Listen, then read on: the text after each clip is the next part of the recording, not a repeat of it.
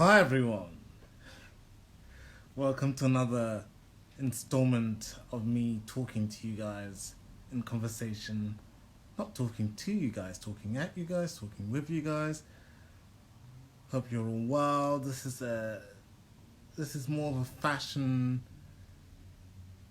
slash um how can I put it? This is more of a fashion slash fashion theory based in conversation. I hope you guys enjoy it. I'm just trying to figure out where my pictures have all gone to. But bear with me.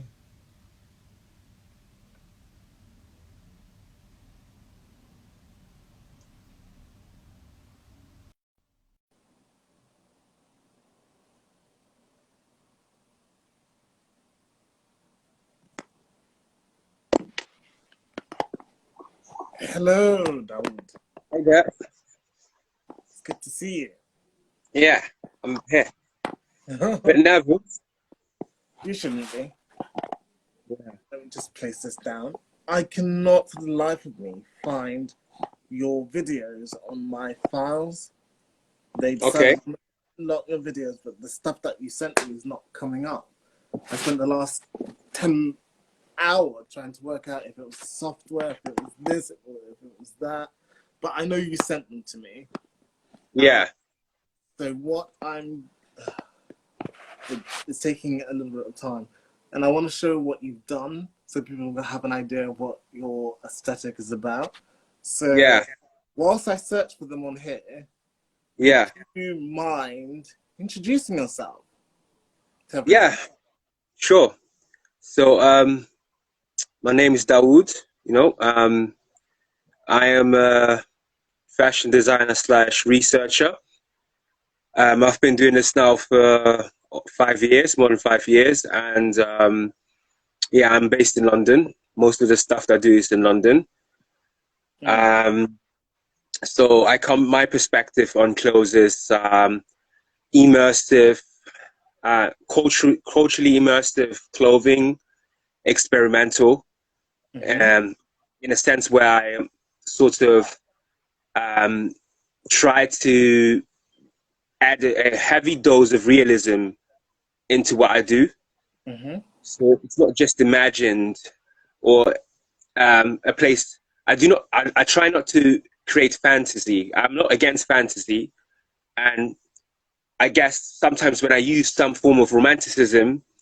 I sort of take from the buffet of fantasy, right? Mm. But I want to create something realistic, something because I'm really in the business of cultural critique. Yeah. Um, so I'm criticizing culture and I'm trying to offer an alternative. Mm-hmm. So yeah, from that point of view, so that's what I've been doing, and then obviously that has layers in terms of all the cultural references that I pull from. Mm-hmm. Um, yeah. Okay. Oh yeah, I can see it there. There's the clothes. There's one of them, but Yeah, amazing. I, Yeah. I, I ask you again, which is the year that Yeah. these clothes were made in? So this picture was taken in 2017. Yeah, late 2008. No, early 2000, late 2017. Mm-hmm. Um, Basically, the hoodie that he's wearing, Mm. um, it's a very normal sort of domestic gray hoodie, jersey hoodie. But then the hood itself has like this keffiyeh material. Mm-hmm. And keffiyeh, like it's like the scarf that everyone knows, like the desert scarf that everyone knows, Mm. that Bedouins wear, and it's quite international and it has also a lot of political connotations, especially when you sort of factor in um, Israel and Palestine and stuff like that. Mm-hmm. Yeah. What was the classic inversion you were playing here? Well, can you repeat the question again, please? What was the classic? So, because usually you play with Yeah, two cultures, so the culture of yeah, the hoodie and the kifaya. What yeah. what what are you trying to displace? What are you trying to dislodge in this conversation that you're creating? So when I did that hoodie there, the Kefire hoodie, um, I sort of wanted to, because there's like loads of like people like people from the diaspora, including like Muslims, because I identify as a Muslim, Yeah. who sort of like to use like cultural references that I sort of associated to Islam, or even like the African slash Arab world. Mm-hmm. And I try to be very sort of relatable, but then also as authentic as I can with it. Mm-hmm. Because I mean, it's fine to use these references, but then it's how to use them in the best possible way. And I feel like I still struggle with that sometimes, to do it in a way where it's cool. So that the hoodie, I wanted to create something that it's really everyday, something that you can wear all the time. But Mm-hmm. then there's something that has totally a significance, like when you see it, you know it, sort of type of thing. So there was no political thinking behind that, with that piece in particular. Oh, amazing. So Yeah, let's get on with your questions then. sure. The first question is, as I'm doing with most people, I'm asking you, how are you doing in the time of Corona? How has Corona affected your practice? Yeah. That's the first question. Okay, How cool. has your practice? I think Corona has its stages. You know, the whole lockdown had its stages so far, in terms of like at the beginning, you know, it was quite novel and everyone was excited. And then Mm, the death started coming in and everyone was a bit, you know, okay, this is serious. There's loads of people dying. mm, Um, and then sort of like, for me, I was preparing prior to the lockdown, I was preparing this article series, right? The article series, which is mm, just a bunch of like friends of mine who I admire and are super creative and have like a beautiful perspective, that I would always like read their stuff online on Facebook or whatever. And I was like, rah, like I want people to see what they're saying, you know, very interesting stuff. mm. Um, Preparing that. And then also was preparing to do a pop-up, but then obviously all of this happened. So I had to sort of change up the you know, the sequence of how to go forth. So I realized, well, people are going to be more online. So let me just be present more online and just engage more online. When I then realized how much work I had to do, it was impossible for me to engage and do the research. So that's one thing that I tend to do with Mizan, just because the amount of research that I do, I can't help it. You know, it's just I start something and it just goes in. I sort of like so I do the research and sort of I'm away, you know, I cut myself off from Instagram, any social media, and just go into like that work mode, that trance. You know, I try to live what I research. I try to live what I do. And then I Mm. come back to the and I'll be like, hi guys, look, this is what I've been doing, what, a month or 2 months. This is what I've been working on. And so the lockdown, in terms of like the dynamics, hasn't really impacted me as such, because I tend to work like that anyway. You know, that Mm. I spend a lot of time at home. When I have to produce stuff, then obviously I go and do produce the stuff. So I have things locally, I'll produce it. And yeah, so the lockdown mechanically hasn't really impacted me in terms of like how I do things. Financially, I'm good as well so far, alhamdulillah. Um, Amazing. one thing, yeah, one thing that has impacted me though, I would say, is how I think about things, you know, and I like the conversations I've been having online, Mm. privately, or when I put stories up. Like I was saying, like if the lockdown has stages, I feel like right now we're in like the stage of like where the conversation is deepening. So loads of people are Mm. deepening the conversation, and like they're very reflective of themselves, you know, and how the world sort of has an impact on them, and what the Mm. world, how to view the world. You know, it's a new world now. It is I had this, very much so, yeah, because the idea of normal has completely dissipated. You know, yeah, our now normal is no longer normal. You know, yeah, like what we would call normal has ceased to be. We're in a period that has been described as the Great Pause. It's a time in which we all have time to really assess what we're doing and Yeah. what our directions are. And I you know, I admire people who create at these times, because all of the Yeah. all of the usual questions, the very Socratic questions that your practice enables, are very much to the fore now. You know. Yeah. Yeah. Yeah. 100%. I agree. I agree. I had this conversation with a friend of mine called Bobby, and he's super interested, like just incredible human being. So yeah, he's from a Hindu background, yeah, but Mm-hmm. he was sharing with me like just the stuff that he was sharing with me was so I don't know how to explain it. I mean, I've lost a friend recently as well. I mean, that happened. That's something major that happened. And it's believed that he died of COVID-19. So that had me out. I was out for a week or so, you know, just contemplating like stages of grief, crying about it. Mm-hmm. 'Cause I was so close to him, and obviously that's the interview that is out as well. I don't know if some of you've seen it, but I've interviewed him in March, which was part of the article series, because I was the plan was to transcribe the interview and then present it as an article format. But then we thought that the interview was so emotional and so powerful that we just put up. Um, but yeah, so that happened with me, and like for about a week or so, I swear to you, reality just switched. Like my God consciousness, like my consciousness of myself Mm-hmm. just skyrocketed, because now, you know, the existential truth of like we will all die was very, very close to home. Mm-hmm.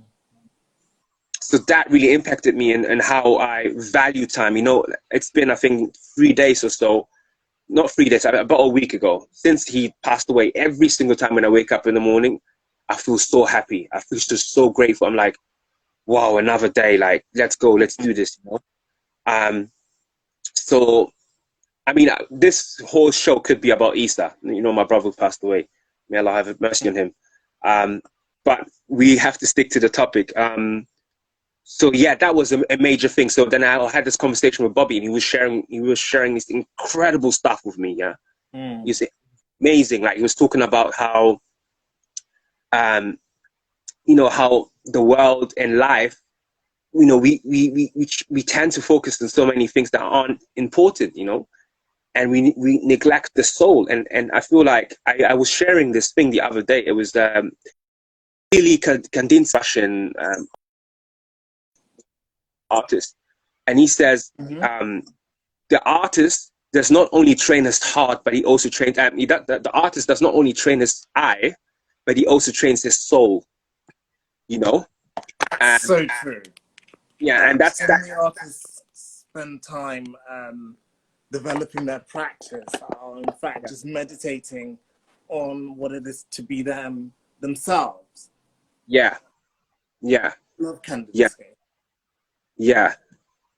So yeah, lots of reflection. I think if there's one thing that we can learn about this lockdown, it's reflection. You know, that people are reflecting upon more, and that's beautiful. I love that.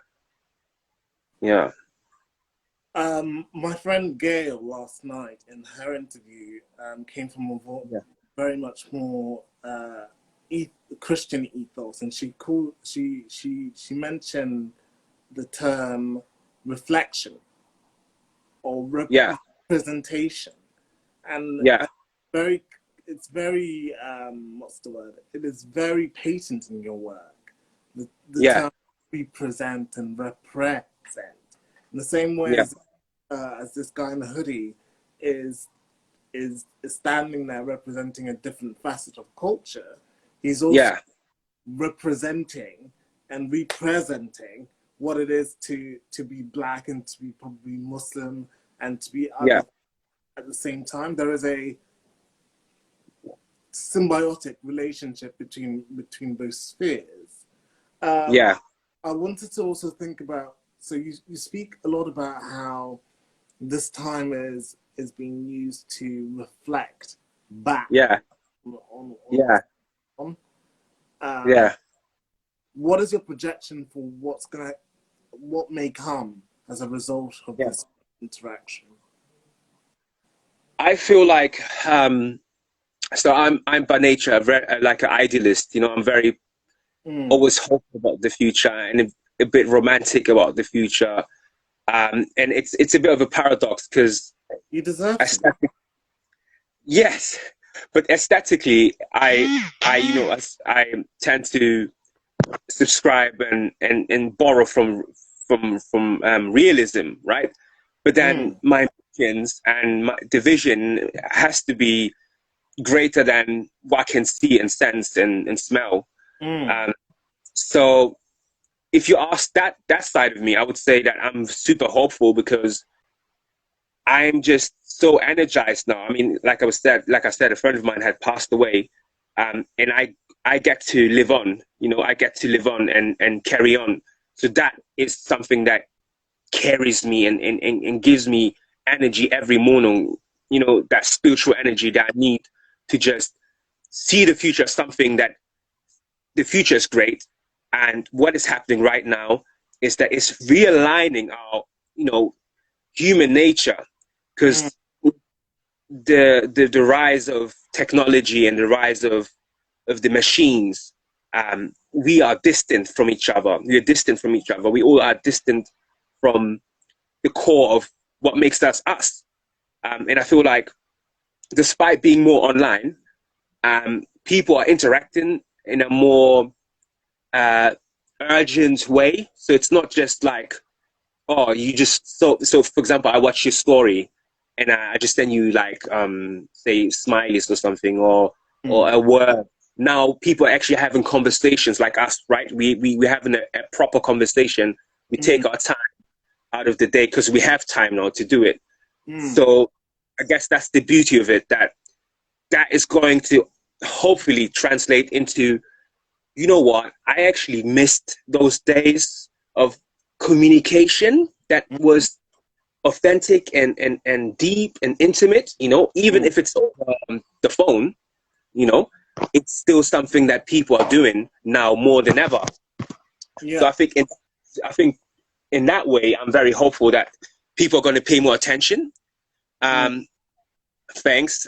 People paying more attention to stuff, because I feel like, and I always use this this metaphor of like the hamster in the mill, you know, and us being the hamster and then the mill being the machine, and we're constantly running and running and running, not realizing that we are actually in a cage, and in the cage there's food and there's like toys and other things, and I feel like the world has stopped. And now let's think about this. Like, what can we do as artists, especially?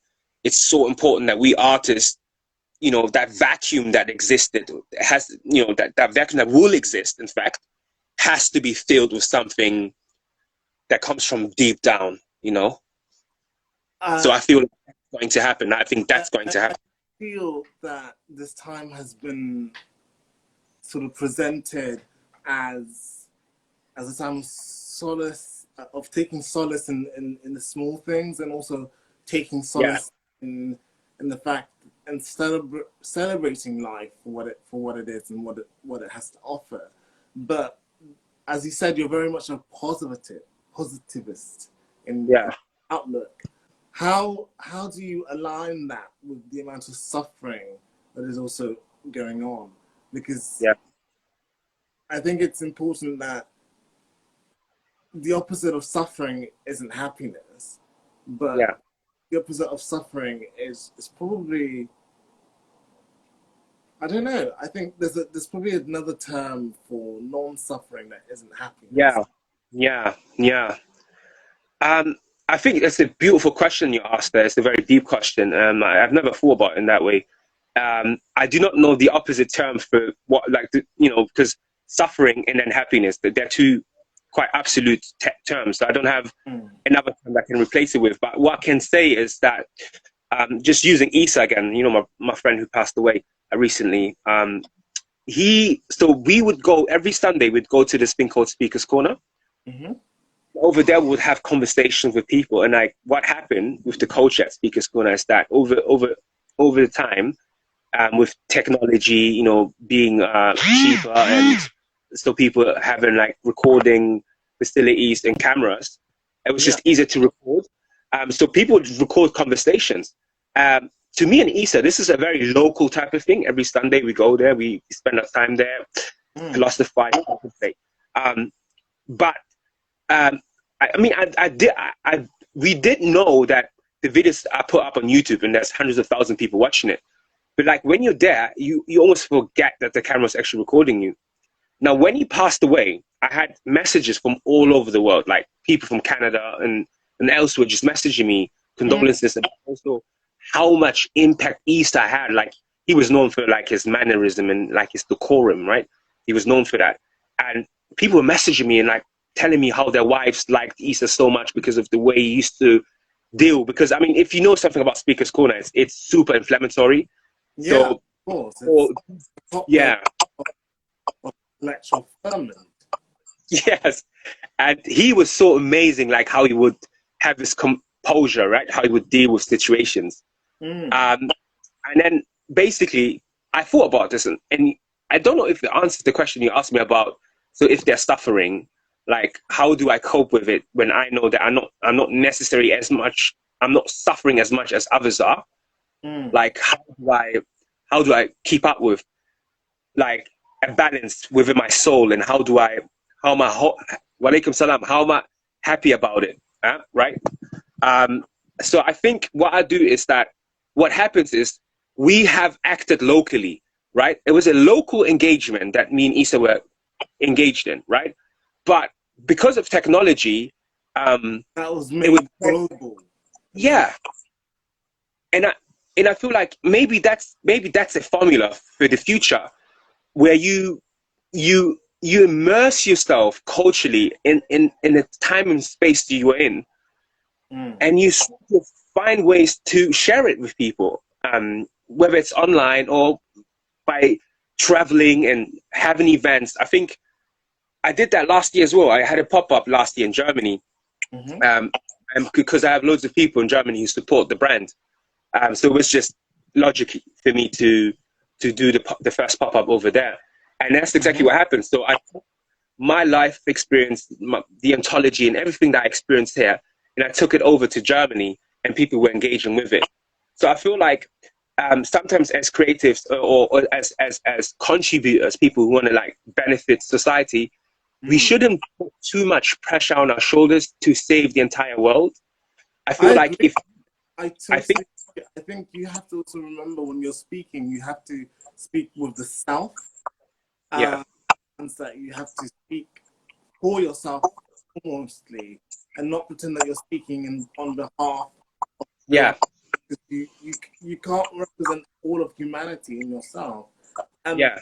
A lot of the time when we engage in conversations as people of varying degrees of relation, we engage them with other people trying to say that we are the representatives of people who are black, of all people who are per se Muslim, and so on and so forth. Another question I want to ask you: how does your because you use an anti-Orientalist framing also in the way that you deconstruct the structures, in the fact that your fashion is realist, but it has the edges anti-Oriental. Would you want to discuss a little bit about that? Yeah.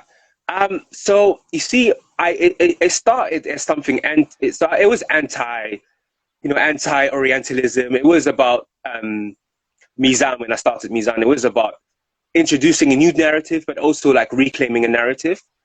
And I feel like that's something that is still central to what I do.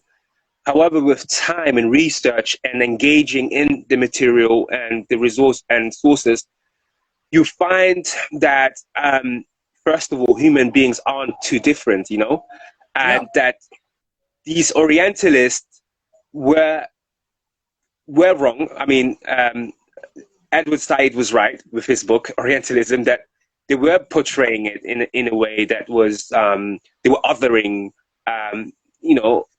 the Middle East. They were othering Africa and South Asia, and portraying it as something exotic Exotic, And yeah, exotic is it's a very good term, I think, to describe that. but But also exogenous, something outside of yeah, ourselves, completely yes, outside of the human realm, because that's yes, what I always take away from Edward Said Orientalism. yeah, It's not only the exoticism of yeah. the, but it's also the exogenization, the fact that it's not human.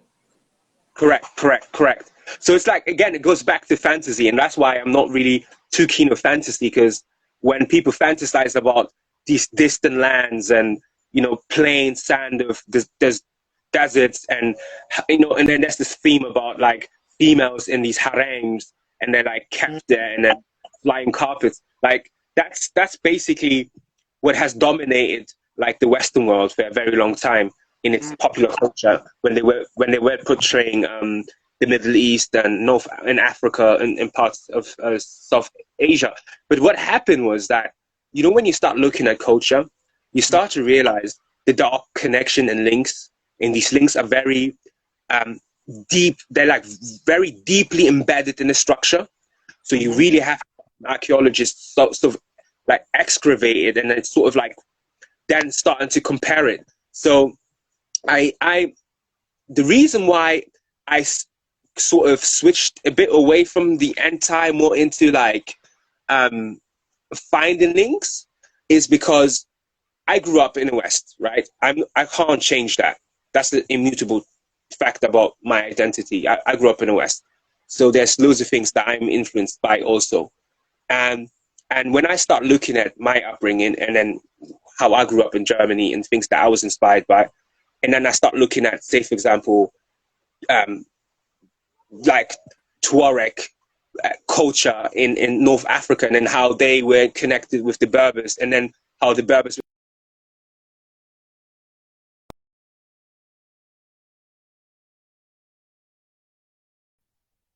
Mm-hmm.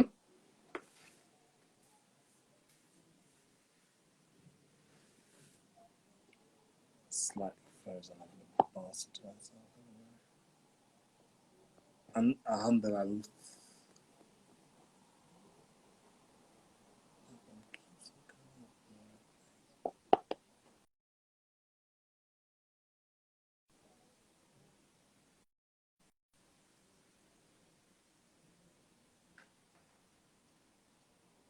I guess what I want to say is that it's now I'm in a stage where I can see the links between the cultures. I can sort of merge them and bring them together, because you know what, we have sort of a shared past, and Yeah. that shared past is unfortunately always tainted with the wars and colonialism, um, Mm. and heavy things. There are heavy things that happen to people. There's something I'm not going to deny. You know, there are things that happen to people. Loads of people died. Loads of people lost their cultures. Cultures got intermingled.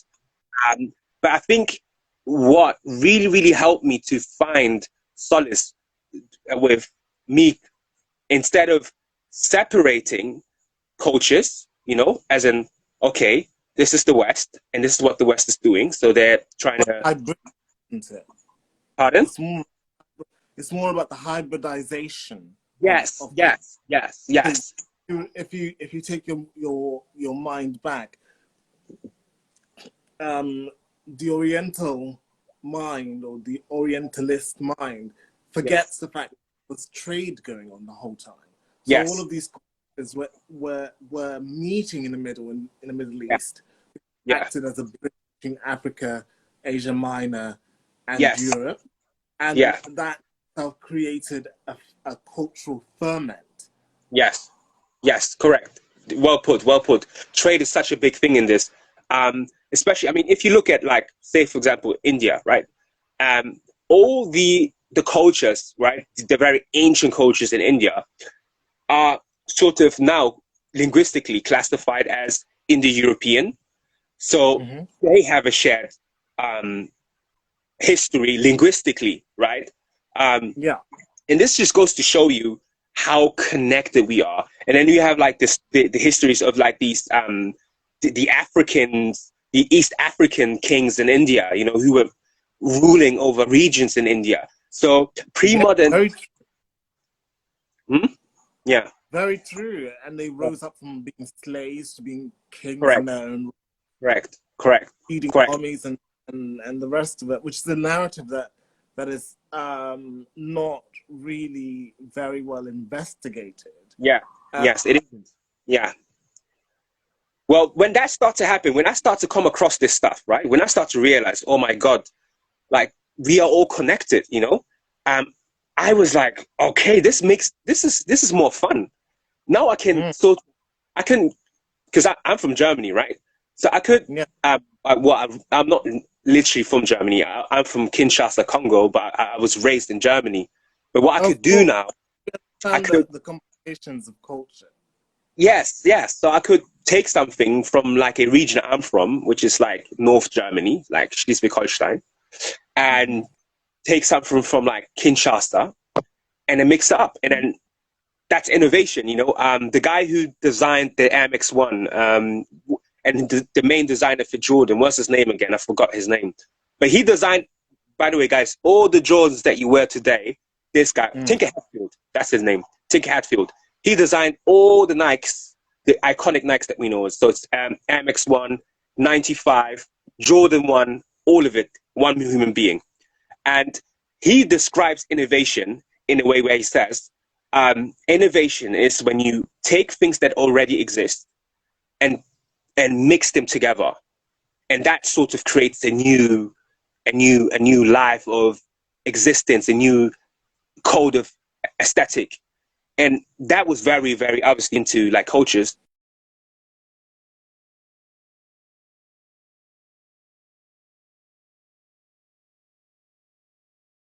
As a designer or as an artist, you're always on the quest of the original idea, right? It has to be original, it has to be new, it's never been done. And I feel like with this equation and like with this definition of innovation, like making new things become very easy. So I Yeah, innovate every day. Yeah, yeah, I just wanted and to back yeah. to this specific image because I've been having Oh, technical issues being able yeah, to find images amongst my image library, and yeah. so when been cutting out, it's because I've been sending things from my laptop to I see. my iPad. Um, Yeah, but let's talk about the Toyota. yeah, Um, the Toyota image. I wrote something yeah, earlier today that I'm going to read out yeah. after you've given an explanation of it. Go on. Sure, sure, sure. So the Toyota, we just talking about cultures, mixing of cultures, um, hybrid cultures, and contrast, right? And that's Mm-hmm. basically what the logo, the Mizan. Mizan, by the way, means scale in Arabic, and that's like the logo that I use for the brand. So the Toyota T-shirt is the perfect example of that. The idea behind the Toyota T-shirt was it discusses copyright, um, Mm-hmm. discusses geopolitics, and then it discusses domestic our domestic understanding of consumerism and capitalism. So in Mm-hmm. terms of the first point, which was what was the first point I mentioned? Um, Copyright, right? So Mm-hmm. if I, as a designer, small time designer here trying to make it, use Toyota, and Toyota finds out about this, are they going to send me an email saying that I shouldn't be using their logo anymore? That's the first question. Then Mm. the counter question would be, well, Toyota, now we're going into the geopolitical point. Um, Toyota, 2015, in fact, there was this report that was circulating that ISIS, right, the terrorist organization, uh, Yeah. had a hundred fleet cars of Toyotas. So they were packed with Toyota cars, and they were all brand new. And obviously, Mm-hmm. that raised questions: where did they get these cars from, right? And Brand new fleet Toyota. So yeah, they kitted themselves out in the best vehicle for all yeah, terrain. they were sponsored, like technically sponsored, right? And the way Toyota distributes their cars is very tight knit, especially in the Middle East. So it sort of goes back to one source. This is something that I don't want to discuss now, but it is still a question. Now, Toyota was asked, like, how did ISIS get hold of so many cars? And their answer was, we don't know. Like, we don't know how the cars got there. And that's a bit, it's very hard for me to believe, you know, that they don't know how 500 cars were, like, how they received them. So that's the question here. Then domestically, how we do, like, consumerism and capitalism is Toyota. Now, this is where the scale comes in, right? In the West, Toyota denotes family car, reliable, the first car, right? I can't think of other words. But in places like Iraq, and historically, in places like Libya, right? There's a war that Toyota war. And Syria as well. Yeah, and Syria as well. So in the 80s, and this is stuff I like, by the way, guys, whoever watches, please make sure to follow me because I do share every now and then very interesting stuff. But I did share the Toyota wars, like I explained the entire war and like in video format and then pictures and stuff like that and how I was inspired to do the t-shirt. But just briefly, Gaddafi was trying to invade Chad and Chad beat the heck out of Gaddafi.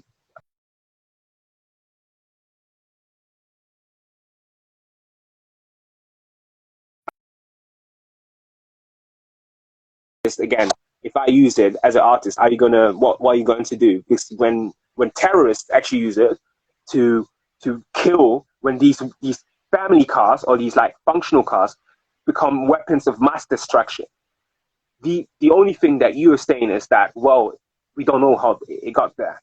So if I have one day, if I have enough power and influence, I will force Toyota to build Toyota cars in those places where there was destruction. That's one of the things I put in my mind, because it's fair enough to say, well, we don't know, we have nothing to do with it, whilst you're clearly benefiting from this. For years, for decades now, they've been benefiting from wars. And I don't think that a brand should be able to get away with it, that in one part of the world, they're like seen as this like friendly, you know, communal thing. And then where elsewhere, they're just deemed as like these weapons of mass destruction. Yeah. I've got some more for you. I think I might be able to play your video. Oh yeah. Not on the iPad because the iPad's not working, wanting to find it, but I think I might be able to expand it off screen.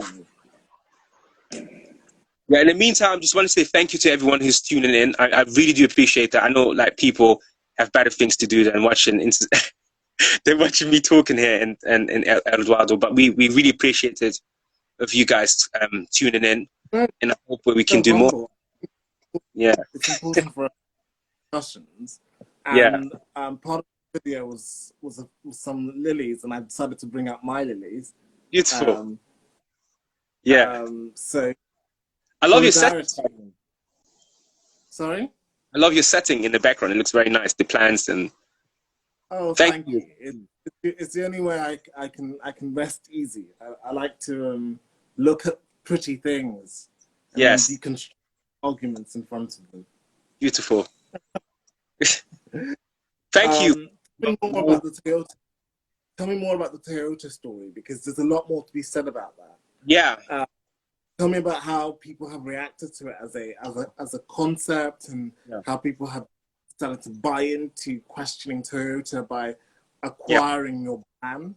Yeah. So I think what happened was that initially it was a very gradual process. So when I first introduced the idea, I did the video that you're about to show, if we can. So I edited the video, and then I sort of was trying to find the best possible way how to present the idea. And bye, Assalamu alaikum. So when I sort of like released the video, initially there was a bit of like, I don't know if people were confused or like if people didn't know what it was about, but then I just kept pushing it and I kept talking about it, and people start to get familiar with the idea. That was online, but you know, whenever I would meet someone and someone would be like, "What's this Toyota T-shirt about?" For example, the pop-up last year in Germany was based around the Toyota T. Like when people come by, it's because I was like in this like very sort of like bohemian area in Germany. It's called Sternschanze. It's where all the hipsters are and stuff. And they would just come by the shop and be like, "Whoa, what's this Toyota T-shirt about?" I'm like, and then I explained to them, I was like, "Whoa, so this represents, in our world, it represents like family car, and over in Africa, it's like a weapon of mass destruction.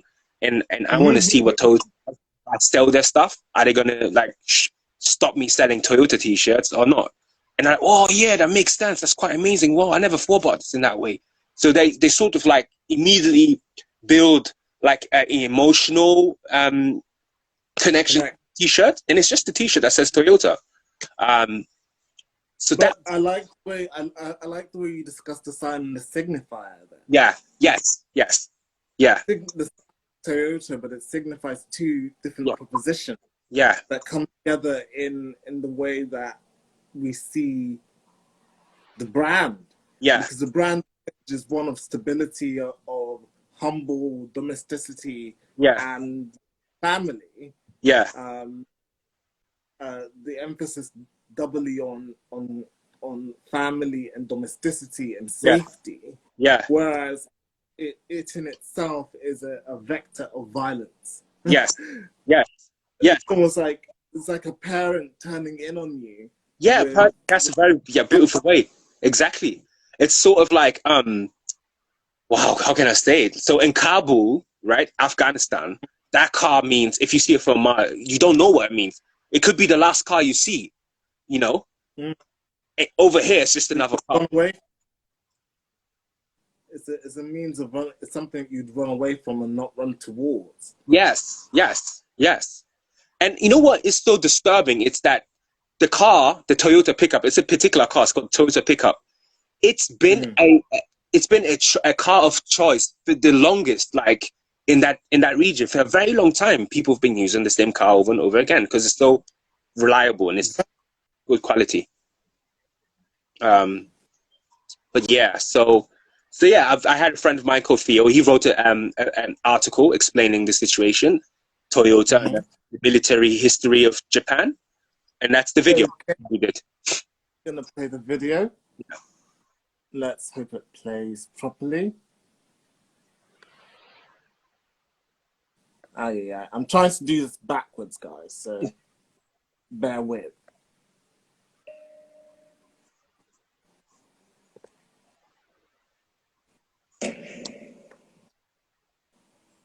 Well, Toyota's boss has used an event promoting a motor racing team to defend his company against President Trump's attacks.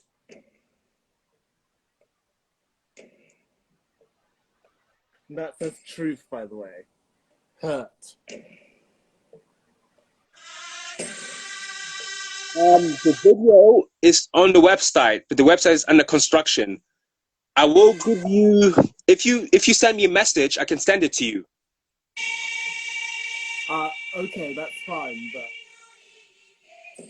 I just wanted to point some of the visuals behind it. Sure. It's a beautiful video. Yeah. Kuala Mash, Smash, sorry for mispronouncing your name, but yeah, if you message me, I'll send it to your email. Thank you.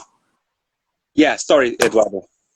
But that's the reason behind my lilies being out. So yeah, I wanted to show that. But go on, tell us about the story behind the video, Japan, and what's going on with the Japanese caboodle. So basically, the music that I used for it, I used a disclaimer, right? And I say in the disclaimer, I say, well, by the way, none of the material that I'm using is mine. I'm just like a sculpture using like the materials around to sculpture a new being, art of work. The sound that I'm using is from, for any anime heads out there, Ghost in the Shell. I mean, infamous, beautiful art of work. And then I used that, and then I used news. So the Toyota boss himself talking and sort of denying whatever, you know, that he has nothing to do with it. And then like Trump. And then I start with flowers, right? Like you.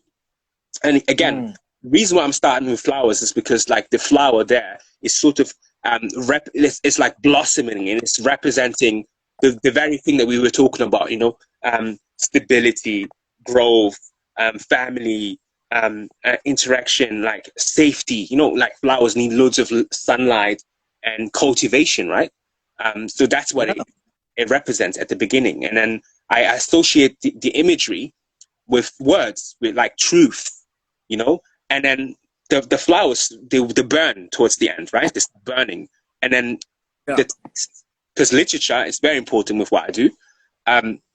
The text starts to change, and I start to bring in consumerism, capitalism, Engels, Marx, all these ideas, and then it just burns away. And then the next scene, again, I use juxtaposition. So I now use clips of Toyota cars in action, killing and firing bullets, but I use the audio of an old Toyota advert.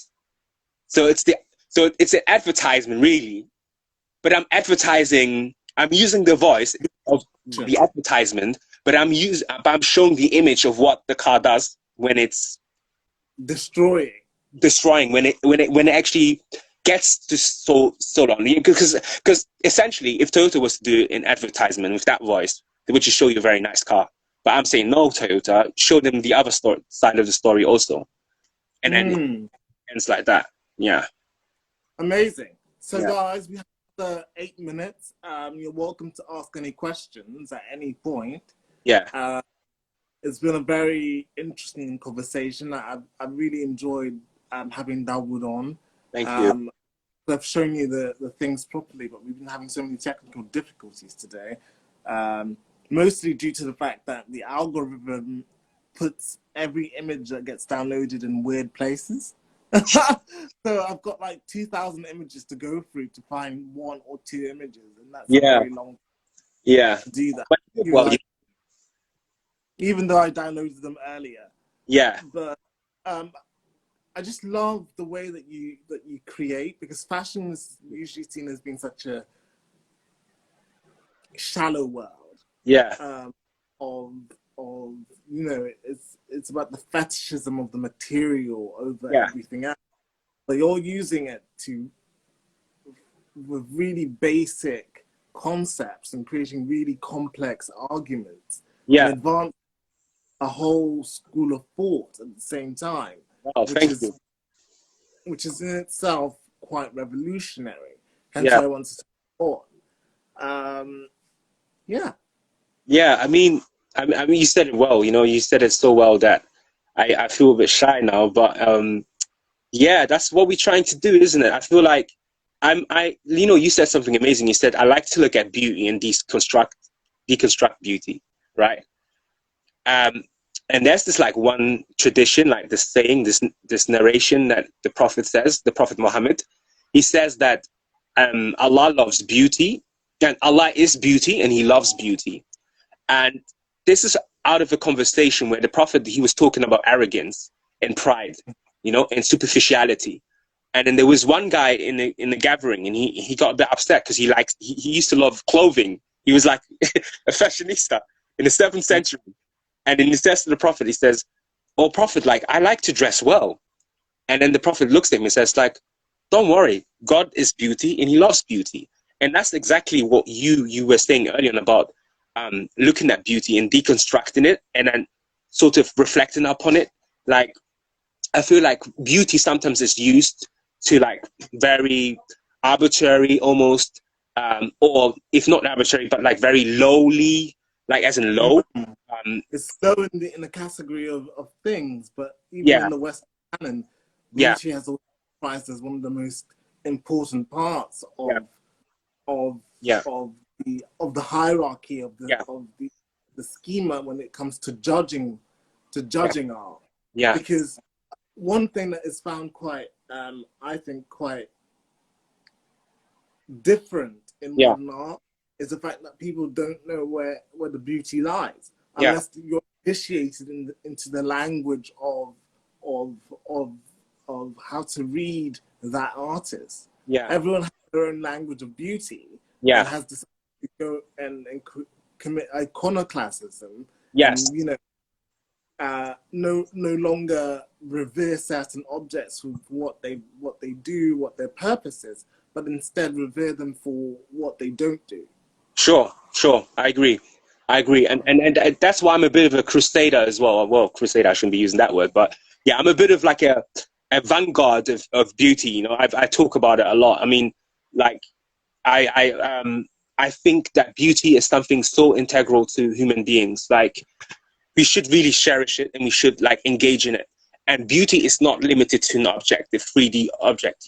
Like this, it really goes back to the theory of forms, Aristotle and these people. Like, beauty is a concept. It's like a way of life. Like the way you greet someone, the way you talk to someone. When you have a conversation, you listen and you pay attention to the person, and you turn around with your whole body and you listen to him. Beauty is smelling good. Like there's this one narration. It goes, perfume is charity, right? Perfume is charity. Why? It's because when you put the perfume on, for the first 5 seconds you smell it, but then you forget about it. But then when you start meeting people, they'll tell you, "Well, you smell so nice," and so you it's essentially also putting the perfume on for other people to feel comfortable around you, and it goes back to that. So I feel like the modern man or modern human being has sort of forgotten about these traditions, and like if we can sort of like revive them, where beauty becomes very important for beauty itself, for the sake of beauty itself, and not for any capitalistic gains of it, I feel like the world is going to be in a much, much better place, especially beauty for beauty's sake. Beauty for beauty's sake. Yes, because you know what's happening? This has happened. Modern men, humans, are more open and more vulnerable to show their vulnerability. I love the fact that people are now more open to talk about mental health, for example, and like all these other spiritual diseases that humans have, like stress and anxiety. I mean, I was like on Facebook. There's like this Facebook group, and there's like a few friends of us, and it's strictly men, right? And so it sort of became a man support group. And I never used to believe in this stuff. Yeah, for any females, male, like guys have support groups. Like I never used to believe in it. I was like, well, what the flip? I don't need that. But then when people start to like open up about like anxiety and like that feeling of failure that they have, and then you have someone who can pick you up and say, yo, bro, don't worry. The fact that you're thinking about it, and it's the start. It enriches your life so much, and I think that's something that we have to work on all together. To just, because we're so vulnerable and we're so open now about our vulnerability.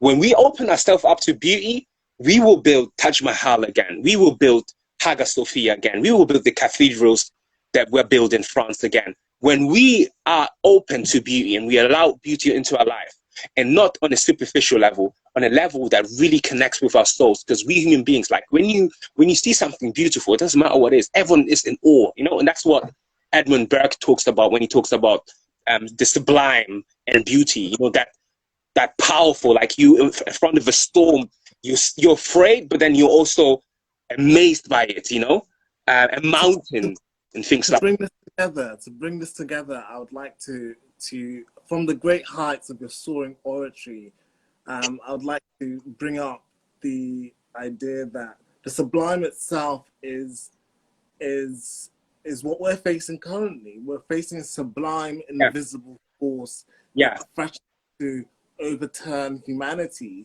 and leave us a mere stump in the annals of history. That's what our sublime force is pushing it. Correct. I mean, it's so nice. I love the way you constantly reconnect back to like contemporary, contemporary situations. I guess like you can say, like COVID is overwhelming.